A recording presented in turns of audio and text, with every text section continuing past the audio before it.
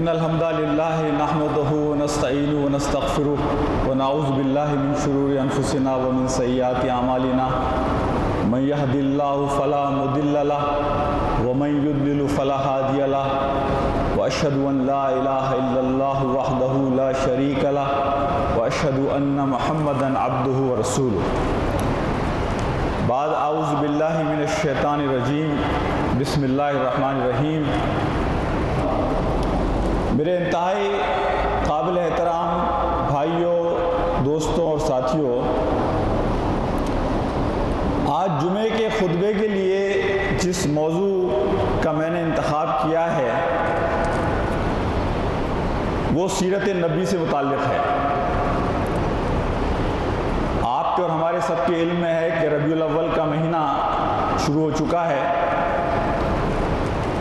اور آج ہم سیرت کے ایک ایسے موضوع پر گفتگو کریں گے کہ جو حقیقت میں آج وقت کی ضرورت ہے۔ میں روایتی تقریر نہیں کروں گا سیرت پر کہ میں مکی دور آپ کے سامنے بیان کروں، پھر مدنی دور آپ کے سامنے بیان کروں۔ آج میں گفتگو کروں گا اس مشن کے حوالے سے کہ جس کام کے لیے، جس مقصد کے لیے اللہ نے نبی پاک صلی اللہ علیہ وسلم اور کم و بیش 1,24,000 نبیوں کو بھیجا تھا۔ آج پوری دنیا اندھیرے میں ہے، آج پوری دنیا رہنمائی کی تلاش میں ہے۔ آج معاشروں میں جو خرابیاں ہیں اس قدر شدت اختیار کر گئی ہیں کہ آج انسان کو کھانے پر تلا ہوا ہے۔ انسانیت کی جو کیفیت اسفلا سافلین کی سورہ 3 میں اللہ سبحانہ وتعالیٰ نے فرمائی کہ انسان جانوروں سے بھی بدتر ہو گیا۔ ابن قیم رحمۃ اللہ علیہ کا قول ہے کہ اللہ سبحانہ وتعالیٰ نے 3 مخلوق بنائی: فرشتے، جانور، انسان اور جن۔ فرشتوں کو اللہ نے ایک مقصد دیا لیکن انہیں کوئی خواہشات نہیں دی۔ جانوروں کو اللہ نے خواہشات دی لیکن کوئی مقصد نہیں دیا۔ انسان اللہ کی وہ واحد مخلوق ہے کہ جسے اللہ نے زندگی کا مقصد بھی دیا اور خواہشات بھی دی۔ ابن قیم کہتے ہیں کہ انسان وہ مخلوق ہے اللہ کی کہ اگر یہ مقصد سے جڑ جائے اور مقصد کو حاصل کرنے کے لیے اپنا سب کچھ لگا دے تو یہ فرشتوں سے بھی بہتر ہو سکتی ہے، لیکن اگر یہ خواہشات کے پیچھے پڑ جائے تو یہ جانوروں سے بھی بدتر ہو سکتی ہے۔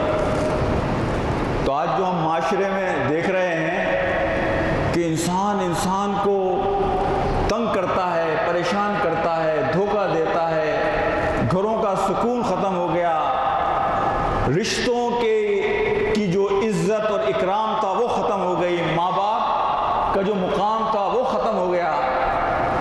آج کے اس خطبے میں انشاءاللہ میں آپ کو یہ بتاؤں گا کہ اس کی سب سے بڑی وجہ کیا ہے اور پھر اس کا حل کیا ہے۔ میرے بھائیوں، میرے دوستوں، عزیزوں اور ساتھیوں، سورہ حجرات کی جو آیت میں نے آپ کے سامنے پڑھی جس میں اللہ سبحانہ وتعالیٰ فرما رہے ہیں کہ یہ اعرابی کہتے ہیں کہ ہم ایمان لے آئے، ان سے کہو کہ تم ایمان نہیں لائے ہو، صرف تم نے اقرار کیا ہے۔ ایمان تو اس وقت ہوگا جب تمہارا دل اس چیز کی گواہی دے گا۔ دیکھیں، ایمان نام ہے زبان سے اقرار، دل سے شہادت اور اپنے جسم سے اظہار کا۔ اقرار، شہادت اور اظہار۔ اگر شہادت نہیں ہے اور ایمان کا اظہار نہیں ہے تو ایمان نامکمل ہے۔ ہم سے ایک بہت بڑی غلطی ہوئی ہے، بہت بڑی غلطی، اور بخدا اس غلطی کو میں بار بار سب کے سامنے لانے کی کوشش کرتا ہوں، اور میں کچھ مثالیں دوں گا آپ کو تو بات آپ کے بہت اچھی طرح سمجھ میں آئے گی۔ اور اس غلطی کے نتیجے میں ہم نے بہت بڑا دھوکہ کھایا زندگی کو بہت سطحی طور پر سمجھنے کی کوشش کی ہے۔ ہماری تربیت بھی اس طرح سے ہوئی ہے کہ ہم ہر چیز کو اس کے ظاہری پہلو سے دیکھتے ہیں، بہت سطحی انداز میں دیکھتے ہیں، ہم اس کی گہرائی میں جا کر سمجھنے کی کوشش نہیں کرتے۔ یہی وجہ ہے کہ ہر چمکتی چیز ہمیں سونا نظر آتی ہے اور ہم ہر چمکتی چیز کے پیچھے بھاگنا شروع کر دیتے ہیں۔ لوگ ہمیں چند نعرے لگا کر دھوکہ دے دیتے ہیں، اس لیے کہ ہم تحقیق نہیں کرتے کہ ان نعروں کے پیچھے لوگ کون ہیں اور حقیقت کیا ہے۔ ایمان کے معاملے میں بھی ہم نے ظاہری چیزوں کو ایمان سمجھا۔ ہم نے سمجھا کہ ایمان اس چیز کا نام ہے کہ آپ نے داڑھی رکھ لی، آپ نے ٹوپی پہن لی، آپ نے ٹخنے سے اوپر اپنی شلوار کر لی، آپ نماز کے لیے 5 وقت آ گئے، آپ کو جب موقع ملا حج اور عمرے کے لیے چلے گئے، یہ ایمان ہے، کام میں نے پورا کر دیا۔ لیکن حقیقت یہ ہے کہ ایمان کا ایک حصہ ہے۔ ہونا یہ چاہیے کہ ہمارا اندر کا ایمان اتنا خوبصورت ہو کہ یہ ساری چیزیں جو ظاہر ہوتی ہیں یہ اس ایمان کی جھلک ہو کہ جو ہمارے دل کا ایمان ہے، ہمارے اندر کا ایمان ہے۔ ہم نے ظاہری ٹپ ٹاپ کو، ظاہری بناوٹ کو یہ سمجھا کہ بس جناب، اور آپ یہ دیکھیں کہ ہم نے اکثر لوگ اب ایمان کے اسی حصے پر زیادہ زور دیتے ہیں۔ نبی پاک صلی اللہ علیہ وسلم کی معاشرت کی کوئی بات نہیں کرتا، نبی پاک صلی اللہ علیہ وسلم کے معاملات کی کوئی بات نہیں کرتا، نبی پاک صلی اللہ علیہ وسلم کے روز و شب اپنے گھر میں کس طرح گزرتے اس پر کوئی بات نہیں کرتا۔ نبی پاک صلی اللہ علیہ وسلم کا حلیہ بنا لینا بہت اچھی بات ہے، لیکن اس سے زیادہ اہم چیز یہ ہے کہ میرے گھر کی معاشرت، میری زندگی کی معاشرت، میرے شب و روز، میرے معاملات، میرا کاروبار، میری سوچ، میری اولاد اس روشنی کے مطابق چل رہی ہو کہ جو نبی پاک صلی اللہ علیہ وسلم نے روشنی ہمیں نصیب فرمائی۔ میرے بھائیوں، آج اسی حوالے سے انشاءاللہ ہم چیزوں کو سمجھنے کی کوشش کریں گے۔ اچھا، اس سطحی سمجھ کا نقصان ہمیں صرف دین کے معاملے میں نہیں ہوا ہے، یہ ہمیں زندگی کے باقی معاملوں میں ہوا، رشتوں کے معاملے میں۔ ہم نے سمجھا میاں بیوی جو ہے شاید یہ 2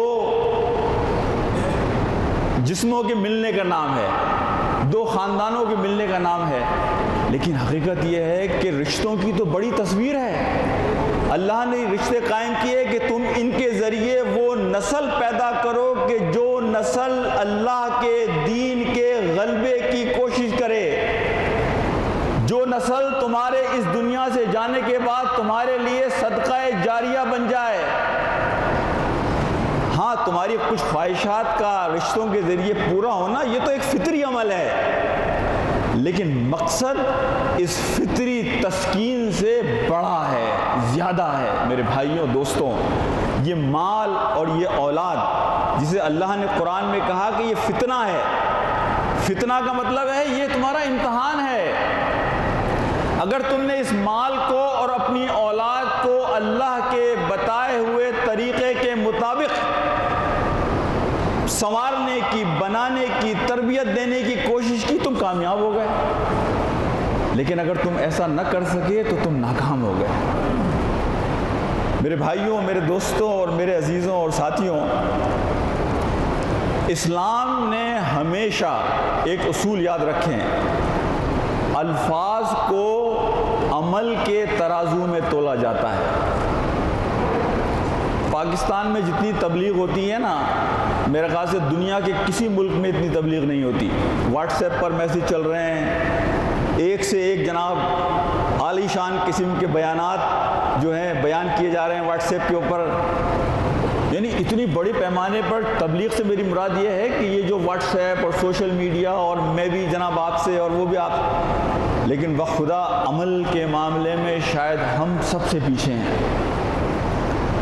ہمارے دین کی خوبصورتی یہ ہے کہ الفاظ کو عمل کے ترازو میں تولا جائے گا۔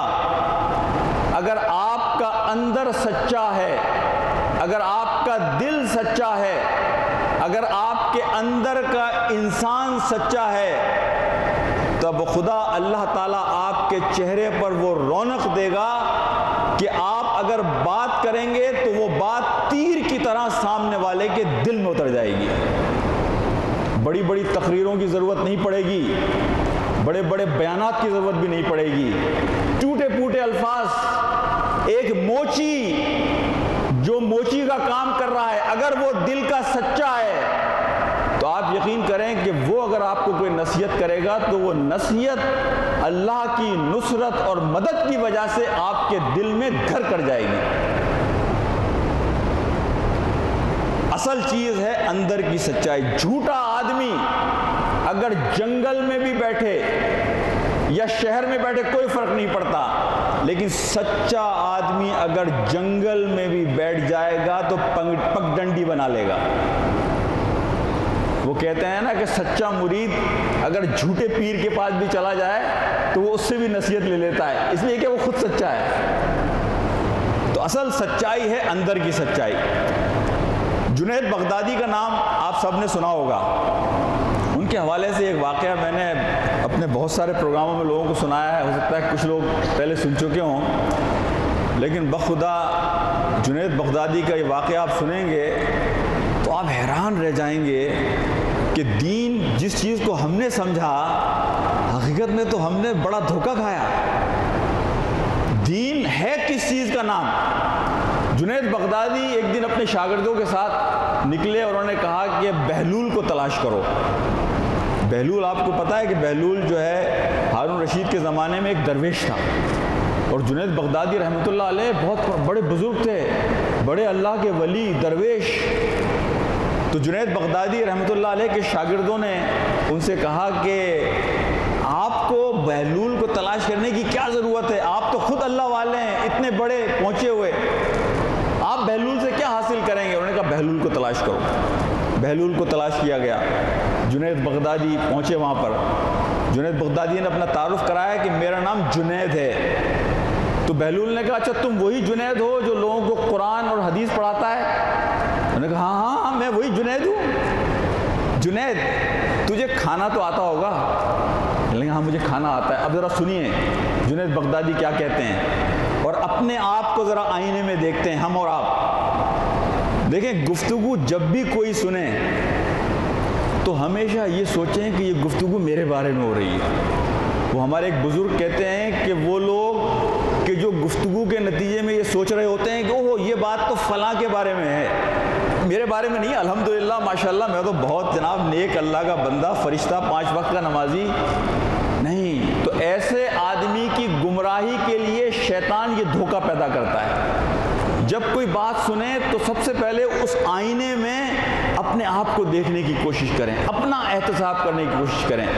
تو جنید بغدادی نے بہلول سے کہا ہاں مجھے کھانا آتا ہے، میں پہلے ہاتھ دھوتا ہوں، پھر بسم اللہ پڑھتا ہوں، پھر سیدھے ہاتھ سے کھاتا ہوں، اپنے سامنے سے کھاتا ہوں، ایک حصہ کھانا کھاتا ہوں، ایک حصہ پانی پیتا ہوں، ایک حصہ ہوا کے لیے رکھتا ہوں، اور اس کے بعد اللہ کا شکر ادا کرتا ہوں. ہم سب یہی کرتے ہیں.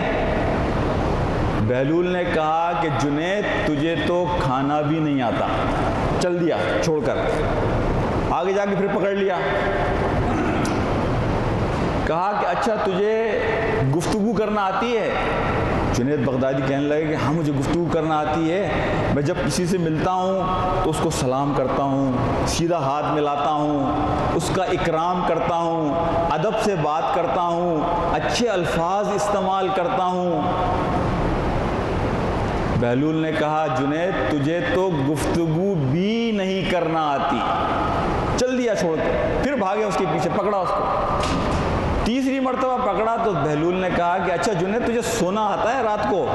ہاں مجھے سونا آتا ہے، میں وضو کرتا ہوں، اذکار پڑھتا ہوں جو نبی پاک صلی اللہ علیہ وسلم نے سکھائے، سورہ ملک پڑھتا ہوں، جب لیٹتا ہوں تو سیدھی کروٹ سوتا ہوں، اس لیے کہ میرے نبی نے حکم دیا کہ سیدھی کروٹ سویا کرو. ان تینوں سوالوں کے جواب کو ذرا ذہن میں رکھیں. ان میں سے جتنی باتیں جنید بغدادی نے کہیں وہ بالکل وہی ہیں کہ جن کی تعلیم ہمیں نبی پاک صلی اللہ علیہ وسلم نے دی ہے، اور ہم سب الحمدللہ ایسا ہی کرتے ہوں گے. لیکن جنید بغدادی کو بہلول نے کہا کہ جنید تجھے تو رات کو سونا بھی نہیں آتا۔ اب دیکھیں میرے خطبے کا تعلق تھا کہ ہم نے دین کو اس کے ظاہری پہلو پر سمجھنے کی کوشش کی، ہم نے دین کی گہرائی میں جا کر کہ اللہ نے اگر مجھے نماز کا حکم دیا ہے تو اس کا مقصد کیا ہے۔ ارے بھائی آپ ایک مشین لیتے ہیں، اس مشین سے آپ کچھ بنانا چاہتے ہیں، اگر آپ مشین میں کوئی چیز ڈالیں گے اگر وہ چیز نہیں بن رہی تو مشین خراب ہے یا آپ کا مال خراب ہے، دونوں میں سے کوئی چیز خراب ہے۔ جب یہ مسجدیں بھری ہوئی ہیں اور عمرے اور حج کی فلائٹیں ملتی نہیں ہیں اور لوگ رو رو کر اللہ سے ہاتھ اٹھا اٹھا کے دعائیں کر رہے ہیں، لیکن امت مسلمہ کے حالات نہیں بدلتے۔ آج ایک چھوٹا سا دشمن بھی مسلمانوں کے اوپر غالب ہے، مسلمانوں کی زندگی اور جان کی حیثیت جانور سے بھی کمتر ہو گئی۔ کوئی نہیں جو آپ کے ساتھ آواز سے آواز ملا کر آپ کا ساتھ دینے کے لیے تیار ہو جائے۔ ایسا کیوں ہوا؟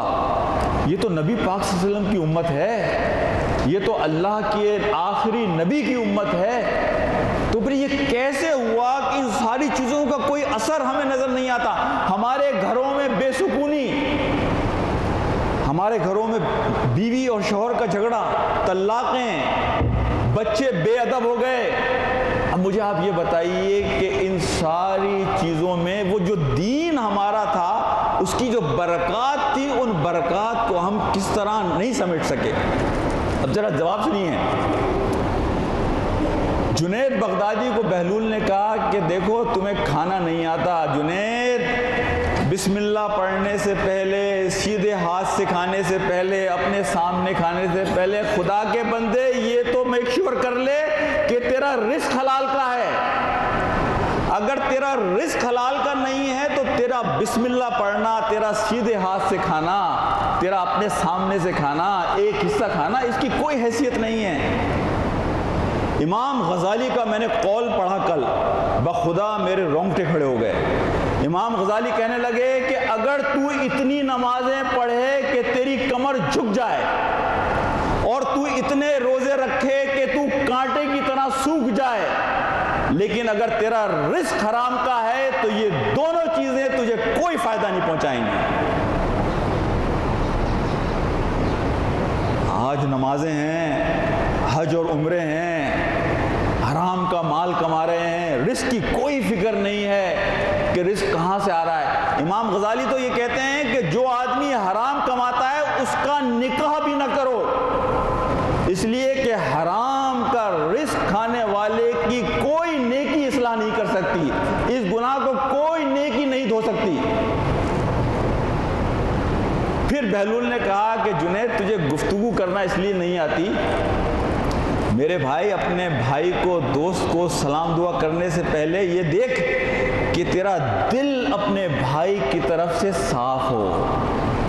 اگر تیرے دل میں بھائی سے شکوہ ہے، شکایت ہے، گلہ ہے، بال ہے، تو جنید تیرے سلام کا، تیری مسکراہٹوں کے تبادلے کا کوئی فائدہ نہیں ہے۔ بخدا میں کہتا ہوں کہ آج ہم سب ایک دوسرے سے گلے ملتے ہیں، ہم سب ایک دوسرے کو سلام بھی کرتے ہیں، اور اس کو دائرے کو ذرا بڑھائیے۔ ہم اپنے گھروں میں اپنے بچوں کے ساتھ کس طرح معاملہ کرتے ہیں، ہم اپنی بیویوں کے ساتھ کس طرح معاملہ کرتے ہیں، ہم اپنے رشتہ داروں کے ساتھ کس طرح معاملہ کرتے ہیں، کہ ہمارے دلوں کے اندر شکوے شکایتیں ہوتی ہیں اور ہم مل رہے ہوتے ہیں سب سے۔ یہی وجہ ہے کہ آج رشتوں میں برکت نہیں رہی، یہی وجہ ہے کہ دوستیوں میں اخلاص نہیں رہا، تعلقات میں وہ جو دل سے دل جڑتا ہے وہ دل سے دل جڑنے کا معاملہ ختم ہو گیا، اس لیے کہ ہمارے دل صاف نہیں ہیں۔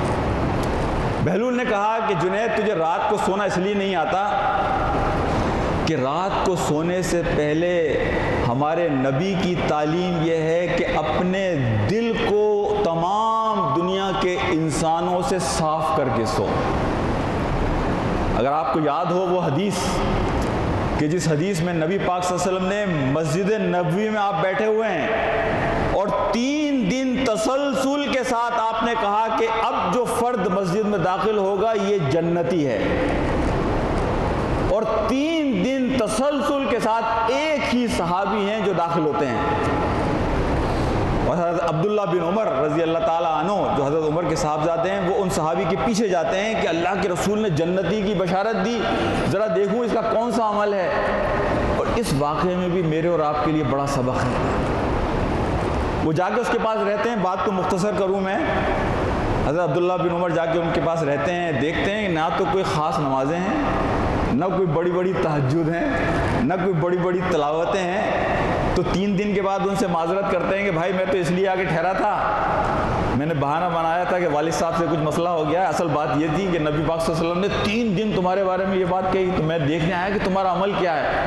کہنا کہ بھائی تم نے دیکھ لیا, کوئی خاص نمازیں نہیں ہیں, کوئی خاص تہجد نہیں ہے, لیکن ایک کام کرتا ہوں رات کو سونے سے پہلے, اپنے دل کو اپنے بھائیوں کی طرف سے صاف کر کے سوتا ہوں. دیکھیں اس میں ایک پیغام بھی ہے, اور وہ پیغام یہ ہے, بخدا میں لوگوں کو سمجھاتا ہوں کہ اللہ کے یہاں یہ ممکن ہے کہ ایک آدمی جس کے پاس تھوڑی سی نمازیں تھیں اور تھوڑے سے روزے تھے, اور کوئی عمرہ یا حج کوئی ایک آدھ اس کے پاس اگر آ گیا اتفاق سے, اسے اللہ نے توفیق دی, لیکن وہ اللہ کے یہاں کامیاب ہو گیا. اور اس کے مقابلے میں ایک فرد آیا جو بڑے جناب نمازیں لے کر آیا پہاڑوں کی طرح, اور بڑے جناب روزے لے کر آیا, اور بڑے حج اور عمرے لے کر آیا, لیکن وہ اللہ کے یہاں ناکام ہو گیا, اس لیے کہ اس نے کسی کا مال غصب کیا, کسی کو دھوکہ دیا, کسی کے بارے میں بد زبانی کی. میرے بھائیوں اور دوستوں, اسی فرد کے بارے میں نبی پاک صلی اللہ علیہ وسلم نے فرمایا کہ اصل غریب وہ ہے کہ جو پہاڑوں کی طرح نیکیاں لائے گا, لیکن جب نامہ اعمال اس کا دیا جائے گا آخر میں, تو اوروں کے گناہ سمیٹ کر اپنے کندھے پر لے کر وہاں سے نکلے گا. اللہ تعالیٰ سے میں یہ دعا کرتا ہوں کہ اللہ مجھے اور آپ کو اس بات کی توفیق دے کہ ہم دین کی اصل کو سمجھنے کی کوشش کریں, اور دین کی اصل روح کو سمجھنے کی کوشش کریں. میرے بھائیوں اور دوستوں, دین کے اصل کو اگر ہم سمجھیں گے تو آپ یقین کیجئے کہ ہم پھر اس دین کی برکات کو سمیٹ سکیں گے. نبی پاک صلی اللہ علیہ وسلم کی زندگی کے حوالے سے ایک نسخہ میں آج آپ کو بتاؤں گا کہ زندگی میں لوگ مجھ سے سوال کرتے ہیں کہ بھائی ڈاکٹر صاحب یہ دنیا کے اتنے بکھیڑے ہیں, ان بکھیڑوں میں کس طرح انسان اپنے آپ کو سیدھے راستے پر رکھ سکتا ہے, کس طرح اعتدال کی راہ پر چل سکتا ہے, کس طرح اپنے بال بچوں کا پیٹ بھی پال لے اور اپنی آخرت بھی خراب نہ کرے, گھر میں سکون کس طرح سے آ سکتا ہے. آج میں آپ کے ساتھ 3 چیزیں ایسی بتاؤں گا کہ بخدا اگر آپ نے اور میں نے ان چیزوں پہ اس دنیا میں عمل کر لیا, یہ دنیا آپ کے لیے جنت بن جائے گی. اور ابن قیم رحمۃ اللہ علیہ یہ بات فرماتے ہیں کہ اس جنت سے پہلے تمہیں اس دنیا کو اپنے لیے جنت بنانا ہوگا. جنت نام محلوں کا نہیں ہے, جنت نام بڑی بڑی کاروں کا نہیں ہے, جنت نام ہے اس سکون کا, اس تسکین کا, اس خوشی کا کہ جو انسان کو اللہ اس کے دل میں دیتا ہے. لیکن وہ 3 چیزیں آپ کو بتانے سے پہلے میں ذرا چھوٹی سی بات یہ بھی کروں گا کہ ہم جو ظاہری اپنی زندگی کو خوشنما بنانے کی کوشش کرتے ہیں, دیکھیں ہم پوری زندگی لگا دیتے ہیں اپنی ظاہری چیزوں کو ٹھیک کرنے کے لیے. ہم کوشش کرتے ہیں کہ مکان ہو جائے, گاڑی ہو جائے, بچے پڑھ لکھ جائیں, لوگ ہماری عزت کریں, ذرا میں اچھے کپڑے پہن کے پھر سکوں, کوئی اچھا پرفیوم لگا سکوں. بھئی ظاہری جو ایک ٹپ ٹاپ ہے, جو ظاہری یعنی خوشنمائی ہے, اس کے لیے ہم پوری زندگی کوشش کرتے ہیں, لیکن ہم اپنی زندگی میں معنویت, مقصد پیدا کرنے کی کوشش نہیں کرتے. دیکھیں وہ زندگی کہ جس زندگی میں آپ خود نیک بن گئے اور آپ نے اپنے آپ کو فائدہ پہنچا لیا, اپنے بچوں کو فائدہ پہنچا لیا, اس کا مطلب یہ ہے کہ آپ نے وہ کردار ادا نہیں کیا کہ جو ایک مومن کا, مسلمان کا کردار ہے. مسلمان تو ہے جگنو کی طرح, پروانہ ایک پتنگا، جگنو بھی ایک پتنگا، وہ روشنی کا طالب، یہ روشنی سراپا، کہ جہاں بیٹھے گا روشنی فراہم کرے گا۔ مسلمان تو ہے پھول کی طرح کہ اپنے ارد گرد کے ماحول کو معطر کرے گا۔ مسلمان تو وہ حرارت ہے دل کی کہ جہاں بیٹھے گی تو ارد گرد کے ماحول کو گرم کرے گی۔ میرے بھائیو، اپنی زندگی کے لیے کوئی مقصد بنائیے۔ مقصد پیسے سے نہیں خریدا جا سکتا، مقصد وقتی نہیں ہوتا کہ 2 سال کے اندر 3 سال کے اندر، یہ زندگی بھر کا سودا ہوتا ہے۔ مقصد وہ نہیں ہو سکتا جس کا فائدہ صرف آپ کو اور آپ کے بچوں کو پہنچے۔ اور آخری شرط مقصد کی یہ ہے کہ مقصد آپ کی ضروریات نہیں ہو سکتی۔ مقصد کا جب زندگی میں تعین کریں تو پہلی شرط یہ ہے کہ مقصد زندگی پیسے سے نہیں خریدا جا سکتا۔ مقصد کی دوسری شرط یہ ہے کہ مقصد وقت کا پابند نہیں ہوتا کہ 3 سال میں کرنا ہے، مقصد آخری سانس تک۔ وَعْبُدْ رَبَّكَ حَتَّى يَأْتِيَكَ الْيَقِينُ، کہ اللہ کے بندے بن کے رہو، غلام بن کے رہو اس آخری سانس تک کہ جب یقین کا پردہ تمہارے سامنے آئے گا، جب یہ دنیا کا پردہ اٹھ جائے گا۔ دوسری بات میں نے کہی وقت کی پابندی، اس کا وقت تیسری اس کا فائدہ صرف آپ کو اور آپ کے بچوں کو نہیں، پوری انسانیت کو ہونا چاہیے۔ اور تیسری شرط میں نے بتائی آپ کو کہ آپ کی زندگی کی ضروریات آپ کی زندگی کا مقصد نہیں بن سکتے۔ مسلمان کے لیے گھر کا بنا لینا اس کی زندگی کا مقصد نہیں ہے، کار کا حاصل کرنا اس کی زندگی کا مقصد نہیں ہے۔ اس کی زندگی کا مقصد وہ مشن ہے کہ جس مشن کے لیے نبی پاک صلی اللہ علیہ وسلم اس دنیا میں تشریف لائے تھے۔ هو الذی ارسل رسولہ بالہدی ودین الحق لیظہرہ علی الدین کلہ ولو کرہ المشرکون، کہ اللہ کے نظام کو، اللہ کے پیغام کو، اللہ کے کلام کو، نبی کی تعلیم کو سمجھنے کی کوشش کرو، اپنی زندگیوں کو اس سے منور کرنے کی کوشش کرو، اپنے گھر کو اس کی روشنی سے فائدہ اٹھانے کی کوشش کرو، لوگوں تک پہنچو، اور اپنے عمل کے ذریعے، تقریر کے ذریعے نہیں۔ 1000 تقریریں ایک انسان کو نہیں بدل سکتی، لیکن ایک باعمل انسان 1000 لوگوں کو بدل سکتا ہے۔ اپنے عمل کے ذریعے تبلیغ کیجئے۔ یہ واٹس ایپ کی تبلیغ سے کام نہیں بنے گا۔ یہ ہو سکتا ہے کہ میرے اور آپ کے لیے کہیں آخرت کے دن بوجھ نہ بن جائے۔ لما تقولون ما لا تفعلون، ارے کہتے وہ تھے جو خود نہیں کرتے تھے، اپنا کردار نہیں دیکھا، اپنے روز و شب نہیں دیکھے، اپنے معاملات نہیں دیکھے، لوگوں کو تبلیغ کر رہے ہو، لوگوں کو بتا رہے ہو کہ یہ اچھی چیز ہے، وہ اچھی چیز ہے، لیکن اپنے معاملات کو بھی تو دیکھتے۔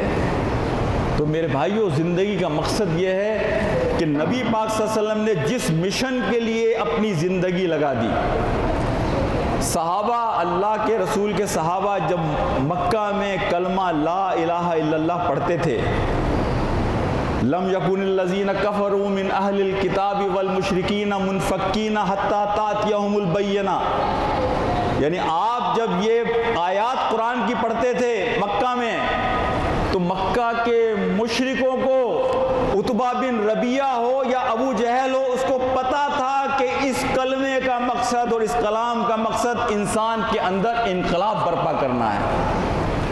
اگر نبی کی زندگی کا مقصد یہ ہوتا کہ مجھے خانہ کعبہ کا طواف کرنا ہے اور مجھے خانہ کعبہ میں نماز پڑھنی ہے، تو میں خدا کی قسم کھا کے یہ کہتا ہوں کہ عتبہ بن ربیعہ اور ابو جہل آپ کی مخالفت نہیں کرتے۔ ابو جہل اور عتبہ نے آپ کی مخالفت کی اس لیے کہ انہیں پتا تھا کہ یہ کلمہ انقلاب کی بات کرتا ہے، یہ انسانوں کے تبدیلی کی بات کرتا ہے، یہ نظام کو تبدیل کرنے کی بات کرتا ہے۔ آج ہمارے معاشرے میں آپ دیکھیں، آج درود کی محفلیں بھی ہیں اور مساجد میں اور بلڈنگوں پہ رونقیں ہیں، جناب چراغاں ہو رہا ہے، لیکن ہمارے دلوں میں اندھیرا ہے، ہمارے معاشرے میں اندھیرا ہے۔ آج یہ ملک پاکستان جو کلمہ لا الہ الا اللہ کی بنیاد پر بنا تھا، آپ ذرا تصور کیجئے کہ آج نبی پاک صلی اللہ علیہ وسلم اس دنیا میں تشریف لائیں اور پاکستان کے حالات دیکھیں، ہمارے معاملات دیکھیں، ہمارے گھروں کی صورتحال دیکھیں، ہمارے آپس کے تعلقات کو دیکھیں، تو آپ کا کیا خیال ہے کہ آپ صلی اللہ علیہ وسلم ہمارے بارے میں کیا فرمائیں گے؟ بھلے ہم نمازیں پڑھتے ہوں، بھلے ہم نے سر پہ ٹوپی بھی رکھی ہوئی ہو، بھلے ہم نے داڑھی بھی رکھی ہوئی ہو، ہم نے سارا حلیہ بالکل وہی بنایا ہوا ہے کہ جو ایک مسلمان کا ہونا چاہیے، لیکن اگر میرے معاملات ٹھیک نہیں ہیں تو بخدا میں اور آپ اللہ کے رسول کو خوش کرنے کا نہیں بلکہ ناراض کرنے کا سبب بنیں گے۔ میں وہ 3 چیزیں آپ کو بتاؤں تو مقصد بنائیے زندگی میں۔ محمد علی قلعے کا نام آپ نے سنا تھا نا؟ محمد علی قلعے ایک بات کہتا تھا کہ اگر تم نے زندگی میں صرف اپنا ہی فائدہ پہنچایا اپنے آپ کو، اور زندگی کا مقصد یہ تھا کہ بس کھاؤ پیو اور اپنے آپ کو فائدہ پہنچاؤ اور اپنے بچوں کو فائدہ پہنچاؤ، تو تم ناکام ہو گئے۔ ایک ہاسپٹل میں، چونکہ میں خود ڈاکٹر ہوں، وہاں ایک ہوتا ہے انٹینسو کیئر، آپ کو پتا ہوگا، جہاں بڑے مریض خطرناک ہوتے ہیں، جو انٹینسو کیئر میں جاتا ہے اس کے بچنے کا امکان نہیں ہوتا، ICU۔ ایک نرس نے ایک کتاب لکھی، اس کتاب انگلش میں تھی ریگریٹس آف لائف، زندگی کے وہ افسوس، وہ حسرتیں جو مرنے والا اپنے دل میں لے کے جاتا ہے۔ دیکھیں، جو مرنے والا ہوتا ہے نا وہ بالکل سچا آدمی ہوتا ہے۔ اللہ کے رسول صلی اللہ علیہ وسلم نے فرمایا نا کہ مریض سے دعا کرایا کرو۔ آپ نے کبھی سوچا کہ مریض سے دعا کرانے کا اللہ کے رسول نے کیوں کہا؟ اس کی وجہ یہ کہ مریض کو اپنی موت سامنے نظر آ رہی ہوتی ہے، اس کا دل بالکل خالص ہو جاتا ہے، اس کی لو اپنے رب کے ساتھ لگ جاتی ہے، تو وہ اس مقام پر ہوتا ہے اس وقت کہ وہ جو دعا کرے گا وہ دعا اللہ رب العالمین کے یہاں اس کے عرش کے پاس ضرور پہنچے گی۔ تو وہ جو 3 لوگ اپنے افسوس اور حسرتیں، سب سے پہلی حسرت مرنے والے یہ کرتے تھے کہ ہم نے زندگی کی جو ترجیحات طے کی تھی وہ زندگی کی ترجیحات صحیح نہیں تھی، ہم جن چیزوں کے پیچھے بھاگتے رہے، اب آخر میں سمجھ میں آ رہا ہے ارے وہ اتنی اہم نہیں تھی۔ دوسری کہ ہم نے دنیا میں جو کچھ کمایا، لوگوں کو دھوکہ دے کر، اپنا دین برباد کر کر، اپنے خاندان کو برباد کر کے، اس کا 10% بھی ہم استعمال نہیں کر سکے۔ اور تیسرا افسوس ان کو یہ کہ ہم نے رشتوں کی قدر نہیں کی، ہم نے رشتوں کی قدر نہیں کی۔ اب میں آپ کے ساتھ وہ 3 چیزیں جس کا میں نے آپ سے وعدہ کیا تھا، وہ میرے پاس میرے خیال سے 10 منٹ ابھی ہیں، 10 یا 15 منٹ ہیں، تو میں آپ کو 3 چیزیں بتاؤں، اور یہ چیزیں ذرا ذہن میں رکھیے گا۔ اب تک جو میں نے آپ کے ساتھ گفتگو کی، اس گفتگو کو ذہن میں رکھیں کہ چیزوں کے ظاہری پہلو سے زیادہ اہم چیز ان کی اندر کی گہرائی ہے۔ آپ اندر سے اچھے انسان بنیں گے اور پھر آپ ظاہری طور پر اچھے ہوں، وہ زیادہ بہتر ہے۔ پہلی بات تو یہ تھی۔ دوسری بات میں نے آپ سے یہ کہی تھی کہ زندگی میں کوئی مقصد بنائیے، زندگی کو ایسے ہی شب و روز کو نہ گزار دیجئے، زندگی میں کوئی مقصد لے کر چلیے تاکہ آپ کے جانے کے بعد لوگ یاد کریں کہ یہ شخص یہ اچھا کام اس دنیا میں کر کر گیا۔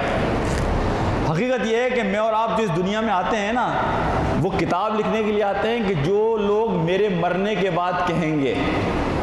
آپ نے کبھی دیکھا ہے قبرستان میں لوگ کسی کا ذکر کر رہے ہوں، مرنے والے کا بڑا اچھا کروڑ پتی تھا، بڑا اچھا اس کا بنگلہ ہے، بڑی اچھی اس کی کاریں ہیں؟ کبھی نہیں لوگ ذکر کرتے۔ وہاں ذکر کیا کرتے ہیں؟ بڑا اچھے اخلاق کا آدمی تھا، لوگوں کے کام آتا تھا، رشتوں کا خیال رکھتا تھا، نماز میں باقاعدہ پہلی صف میں نظر آتا تھا۔ ان چیزوں کو لوگ یاد کرتے ہیں۔ پہلی چیز جو میں آپ کو بتانا چاہتا ہوں کہ جو خوشی کے حوالے سے ہے، وہ یہ ہے کہ زندگی میں فیصلے ہمیشہ اپنے ذہن اور دل سے کیا کیجئے۔ ہم زندگی بھر اس بات کی فکر میں لگے رہتے ہیں کہ لوگ کیا کہیں گے، لوگ کیا کہیں گے کہ آپ چھوٹے سے مکان میں رہتے ہیں، لوگ کیا کہیں گے کہ آپ نے بچی کی شادی جو ہے وہ 5 لوگوں کو بلا کے کر دی. لوگ کیا کہیں گے کہ آپ صرف دال کھاتے ہیں. لوگ کیا کہیں گے کہ آپ سائیکل پر اپنی نوکری پر جاتے ہیں. پوری زندگی ہم اس فکر میں لگے رہتے ہیں کہ لوگ کیا کہیں گے. اور ایمانداری کی بات بتاؤں، اس پاکستانی معاشرے میں نہیں بلکہ ہمارے معاشرے میں زیادہ اس لیے ہمارے یہاں کرپشن زیادہ ہے، باہر کرپشن نہیں ہے. یہاں حرام کھانے والے کو کوئی شرم نہیں ہے، وہ بالکل دندناتا پھرتا ہے، اسے کوئی حیا نہیں ہے. لیکن جو غریب آدمی حلال کی رزق کمانے والا ہے وہ شرمندہ پھرتا ہے. وہ گھر میں کسی کو نہیں بلاتا کہ اس کے پاس بٹھانے کے لیے کوئی جگہ نہیں ہے. حالانکہ ہونا اس کے بالکل الٹ چاہیے کہ وہ آدمی جس کے پاس بیٹھنے کی جگہ نہیں ہے، میرے بھائی، اس کے گھر جا کر آپ کو جو نور ملے گا، اس کے رزق میں جو آپ کو برکت ملے گی، وہ اس حرام کا رزق کھانے والے کے یہاں نہیں مل سکتی. زندگی میں فیصلے اپنے ذہن اور اپنے دل سے کیجئے. اپنی چادر کے مطابق پھیر پھیرائیے. لوگوں کی فکر نہ کیجئے. کوئی آپ کے ساتھ قبر میں نہیں جائے گا، کوئی اللہ کے یہاں آپ کے ساتھ کھڑا نہیں ہوگا. آپ کو اکیلے اللہ کے سامنے کھڑا ہونا ہوگا. اپنے آپ کو اس سے آزاد کر لیجئے. میرے نبی کی سب سے بڑی تعلیم ہی یہ تھی کہ ان سارے جھوٹے خداؤں سے آپ کو آزاد کر کر ایک خدا کی غلامی میں دے دیا جائے. اور جب اس خدا کی غلامی میں آ گئے کہ لوگوں کی فکر نہ کریں. دوسری بات، دیکھیں ہماری زندگی میں جو بھی ہم کام کرتے ہیں اس کی 4 سطح ہوتی ہیں. یہ بات میں نے کسی سے سنی تھی اور مجھے بڑی اچھی لگی، اور میں آج آپ کو بڑے آسان لفظوں میں یہ بات سکھاؤں گا. پہلی چیز دیکھیں، ہماری ایک ہوتی ہے زندگی کی ضرورت، اور اس ضرورت کے بغیر آپ کی زندگی چل نہیں سکتی. وہ چیز آپ کو چاہیے ہی چاہیے. آپ کی ضرورت آپ کو چاہیے ہی چاہیے. یہ لباس ہے، یہ لباس میری ضرورت ہے، اس کے بغیر میرا گزارا نہیں ہے. تو یہ میری ضرورت ہے، اسے پورا کرنا شریعت کا عین تقاضا ہے. دوسری سطح یہ ہے آسائش. کیا میں چاہتا ہوں یہ میرا لباس ہے، یہ لباس ذرا آرام دہ ہو، میرے جسم کو کوئی تکلیف نہ پہنچے.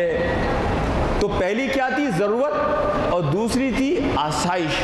دیکھیں ضرورت اور آسائش تک میرا گھر ہے، چھوٹا گھر ہے، 1 بیڈ روم کا میں افورڈ کر سکتا ہوں. 2 بیڈ روم کا میری اتنی سہولت ہے تو میں 2 بیڈ روم کا لے لیتا ہوں. میرے گھر میں ایک ایئر کنڈیشن نہیں ہے لیکن میں حلال کا رزق کماتا ہوں، اور اپنے بچوں کی سہولت کے لیے اگر میں ایئر کنڈیشن لگوا لیتا ہوں اس میں کوئی حرج نہیں ہے. اچھی سواری رکھ لیتا ہوں، کوئی حرج نہیں ہے. نبی پاک صلی اللہ علیہ وسلم نے فرمایا کہ یہ اللہ کی نعمتیں ہیں، اچھی سواری، کشادہ گھر، نیک بیوی، اچھا پڑوسی. تو ان میں سے 2 چیزیں ہیں دنیا سے متعلق کہ کشادہ گھر اور اچھی سواری اللہ کی نعمت ہے انسان کے لیے. تو جہاں ضرورت ہے اور سہولت ہے یہ ٹھیک ہے. اب تیسرا مرحلہ آتا ہے، وہ ہے زیبائش. اب زیبائش کے اندر میں نے جناب یہ کیا کہ ذرا سونے کے بٹن لگوا لوں، ذرا اس کو اور خوبصورت کر لوں، مکان میں ذرا کچھ اور تھوڑی ایسی چیزیں کر لوں کہ ذرا لوگوں کو بھی نظر آئے. زیبائش. اب میں نے باؤنڈری کراس کرنا شروع کر دی ہے. دیکھیں ضرورت اور آسائش تک میں نے کسی کا حق نہیں مارا، اور یہ شریعت میں بالکل جائز ہے کہ آپ اپنی ضرورتوں کو اور اپنی آسائش کا خیال رکھیں. لیکن جہاں آپ زیبائش کی باؤنڈری میں آئے، اور اس کے بعد چوتھی باؤنڈری ہے نمائش. ذرا لوگوں کو بلاؤ تو صحیح، میرا گھر تو دیکھیں، میرا محل کتنا جناب 10 بیڈ روم کا محل ہے، اور جناب 5 اس میں باتھ روم ہیں، اور جناب ذرا نل کو چلا کر دیکھیے، اور جناب اس فرنیچر کو دیکھیے، اور ذرا میری گاڑی کو دیکھیے اور اس کی خوشبو کو دیکھیے. دیکھیں جہاں ہم آ گئے زیبائش اور نمائش پر، یہاں ہم نے باؤنڈری کراس کر لی. اب ہم لوگوں کی حق تلفی کریں گے، ہم لوگوں کے جذبات کو مجروح کریں گے. دیکھیں ہمارا دین بڑا بیلنس دین ہے، بڑا توازن ہے اس دین کے اندر. یہ دین اگر مجھے غریب بنایا گیا ہے تو اللہ کے رسول کہتے ہیں قناعت اختیار کرو، اللہ تمہیں جس حال میں رکھتا ہے اس حال میں خوش رہو. لیکن اس آدمی کو کہ جسے اللہ نے مال دیا ہے، اس سے بھی ہمارا دین یہ کہتا ہے کہ تو معاشرے میں فتنے کا سبب نہ بننا، ایسے کام نہ کرنا کہ جس کے نتیجے میں لوگوں کے جذبات مجروح ہوں۔ اس لیے اسلامی حکومت کے اندر اگر کوئی اپنا مال غلط طریقے سے استعمال کرتا ہے تو اسلامی حکومت اس کے مال پر قبضہ کر سکتی ہے۔ اسی لیے میرے نبی نے کہا کہ اگر موسمی پھل اپنے گھر میں لاؤ، موسمی پھل سستا ہوتا ہے نا، کیلا ہر آدمی کھا سکتا ہے، لیکن اللہ کے رسول یہ ہمارے دین کو دیکھیں کہ لوگوں کے جذبات کا بھی خیال کرو، لوگوں کے احساسات کا بھی خیال کرو۔ اللہ کے رسول نے فرمایا کہ اگر تم موسمی پھل اپنے گھر میں لاؤ اور اپنے پڑوسی کو نہ دے سکو تو اس کے چھلکے باہر نہ پھینکنا کہ اس کی وجہ سے اس کے بچوں کو تکلیف ہوگی۔ یہ ہے میرا دین۔ اشفاق احمد صاحب ایک مشہور رائٹر گزرے ہیں یہاں پر، انہوں نے ایک کہانی لکھی تھی اور اس کہانی کو سنا کر بات کو ختم کروں گا۔ انہوں نے لکھا کہ ایک غریب لڑکی تھی، وہ کسی کے یہاں نوکرانی کے طور پر کام کرتی تھی، 18-19 سال اس کی عمر تھی۔ جن سیٹھ صاحب کے گھر، چودھری صاحب کے گھر، وڈیرے کے گھر، حاجی صاحب کے گھر وہ کام کرتی تھی، ان کی بچیوں کی شادی ہونے والی تھی۔ اب وہ غریب بچی جو کام کرتی تھی اس گھر میں جاتی تھی، دیکھتی تھی کہ لوگ آ رہے ہیں، سونے کے سیٹ دکھانے آ رہا ہے، کوئی کپڑے دکھانے آ رہا ہے اور جناب سیٹ سلیکٹ کیے جا رہے ہیں، کپڑے بنائے جا رہے ہیں اور بڑی رونقیں ہیں۔ جب وہ گھر جاتی تھی تو وہ اپنی ماں کو دیکھتی تھی، اس کی ماں بھی اس بچی کے جہیز کا انتظام کر رہی ہے۔ وہ کہیں سے پھٹا پرانا کپڑا لے کر آئی ہے، اس کو سی کر اس کے جہیز کے لیے کوئی چیز تیار کر رہی ہے، کہیں سے کوئی ٹوٹی پھوٹی پرانی چیز لا کر۔ اس بچی کو اتنا اثر ہوا اور وہ اتنی دل برداشتہ ہوئی کہ اس نے خودکشی کر لی۔ اس نے جب خودکشی کی تو اس بچی کی ماں تھانے پہنچ گئی FIR کٹوانے کے لیے ان چودھری صاحب کے خلاف، اس وڈیرے کے خلاف، اس حاجی صاحب کے خلاف، کہ ان کے غیر ذمہ دارانہ رویے نے میری بچی کو اتنا دل برداشتہ کیا کہ اس نے خودکشی کر لی۔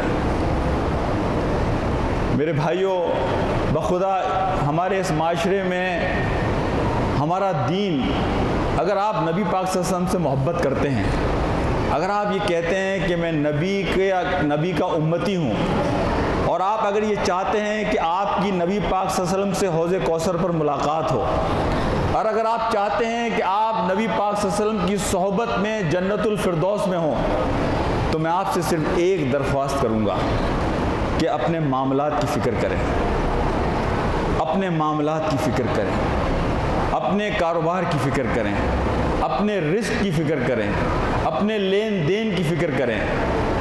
بخدا یہ کوشش کریں کہ آپ درخت بنیں۔ درخت وہ ہوتا ہے کہ جو سایہ بھی فراہم کرتا ہے اور جو پھل بھی فراہم کرتا ہے۔ اللہ تعالیٰ سے میں دعا کرتا ہوں کہ اللہ مجھے اور آپ کو اس بات کی توفیق دے کہ ہم دل سے سچے انسان بنیں، اور اگر ہم دل سے سچے انسان بنیں گے، دیکھیں اللہ جو میں نے ایک آیت آپ کو سنانا چاہتا ہوں میں، اللہ نور السماوات والارض، اللہ جو ہے اس کائنات کا نور ہے، اور اللہ کے نور کی ایک فریکوینسی ہے، جس طرح ریڈیو کی فریکوینسی ہوتی ہے، آواز کی فریکوینسی ہوتی ہے، اللہ کے نور کی ایک فریکوینسی ہے، اور اللہ کے نور کی فریکوینسی ہماری جو روح ہے کہ جو ہمارے دل میں ہے، اس روح سے اس وقت ملتی ہے وہ فریکوینسی جب ہم دل کے سچے ہوتے ہیں۔ اگر آپ چاہتے ہیں کہ اللہ کے نور کی فریکوینسی آپ کی روح کی فریکوینسی سے مل جائے، اور جب اللہ کے نور کی فریکوینسی آپ کی روح کی فریکوینسی سے مل جائے گی، آپ ایک بالکل مختلف انسان بن جائیں گے۔ پھر لوگوں کو آپ کو سمجھانے کی ضرورت نہیں پڑے گی، اس لیے کہ اللہ آپ کے لیے روشنی فراہم کرے گا، اللہ آپ کو راستہ دکھائے گا، اللہ کا نور آپ کو اس دنیا کے اندھیروں میں چلنا سکھائے گا۔ اللہ کے نور سے اگر فائدہ اٹھانا ہے تو اپنے دل کو سچا مسلمان کیجئے میرے بھائیوں اور دوستوں، اپنے اندر کے انسان کو اپنے باہر سے زیادہ خوبصورت بنانے کی کوشش کیجئے، اور اللہ تعالیٰ سے میں دعا کرتا ہوں کہ سب سے پہلے مجھے اس بات کی توفیق دے کہ جو باتیں میں نے آپ کے سامنے کہی کہ اللہ سبحانہ و تعالیٰ مجھے ان پر عمل کرنے والا بنائے، میرے اندر کو میرے ظاہر سے زیادہ خوبصورت بنائے، اور یہ باتیں جو میں نے کہیں آپ کے سامنے آخرت کے دن یہ میرے حق میں میرے ساتھ کھڑی ہوں، میرے خلاف حجت نہ بن جائیں۔ اللہ تعالیٰ آپ اور تمام ساتھیوں کا حامی و ناصر ہو، آپ کی حفاظت فرمائے۔ ربنا آتنا فی الدنیا حسنۃ وفی الآخرۃ حسنۃ وقنا عذاب النار۔ اللہم صلی علی سیدنا مولانا محمد وعلی آل محمد کما صلیت علی ابراہیم وعلی آل ابراہیم انک حمید مجید۔ اللہم بارک علی محمد وعلی آل محمد کما بارکت علی ابراہیم وعلی آل ابراہیم انک حمید مجید۔ السلام علیکم ورحمۃ اللہ وبرکاتہ۔